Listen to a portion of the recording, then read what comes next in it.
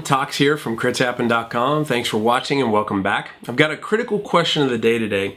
This is something that's been burning in my head for a while, and I've really been trying and struggling to figure out how to put it into words. I think I've got it, and I think it's going to be a really interesting discussion. As I believe most of you are video gamers as well as I am, this is going to be very fun and very interesting. So, it's business related, I'll tell you that. It's more business than gaming. But here's the way that I have been looking at things. The video game consumers have been sold to in a very different way than board game consumers have been sold to. A video game consumer, for example, will go to wherever, let's say Best Buy, and they buy a disc that has a game on it. Or they go to Steam and they download a game, wherever they may do it, whether it's digital or whether it's physical. They buy a game for X amount of dollars. Now this is excluding freemium games. I'm just talking about games that you buy up front. There's some type of payment for a game up front.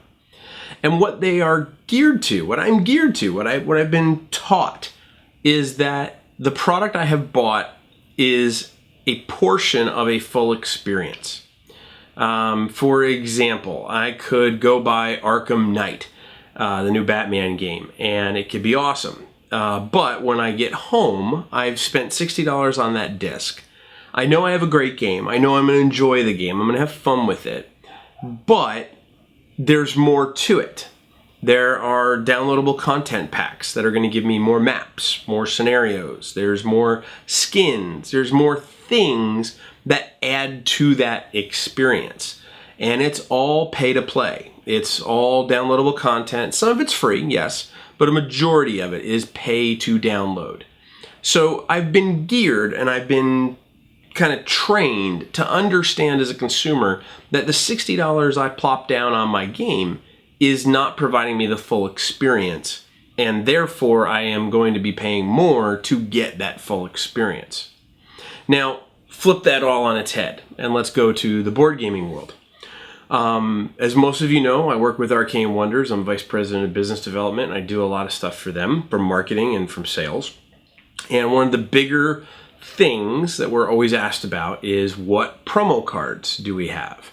A lot of publishers will put together promo cards, promo tiles, promo pieces, whatever it may be, to entice new purchasing of games when they're released.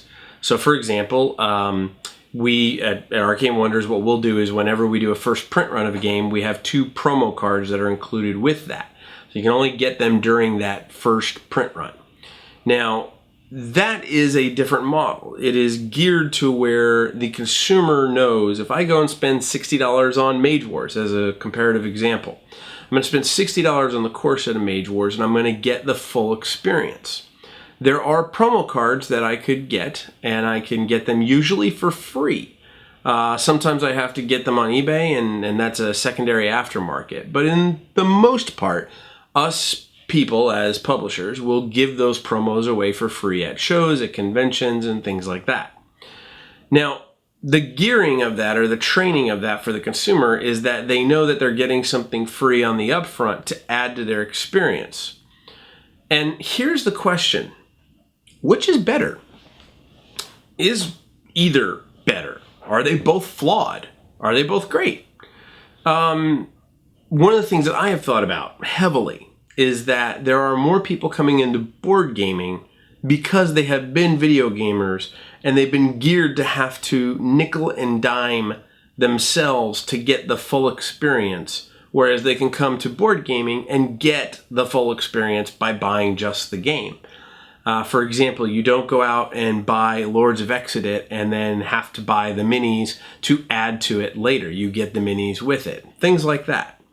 So that's the big question of the day. From a business model, in terms of how consumers are sold to, do you think the video game model is better? Do you think the board game model is better? Do you think neither is better and there is a third? I think this is going to be a really interesting one. Now, mind you, there's a lot of different factors in this, right? There's freemium games, there's upgrades for board games, there's a lot of different things out there, and I'm just talking in generality about the majority. but I'm really curious to hear what people have to say. So let us know. Leave a comment below on the YouTube channel. You can chime in on Facebook and Twitter by searching Crits Happen, or you can join us at the homepage at critshappen.com. But until I see you next time, enjoy your video games and enjoy your tabletop games. We'll see you next time. Keep rolling those dice. We hope they're all crits.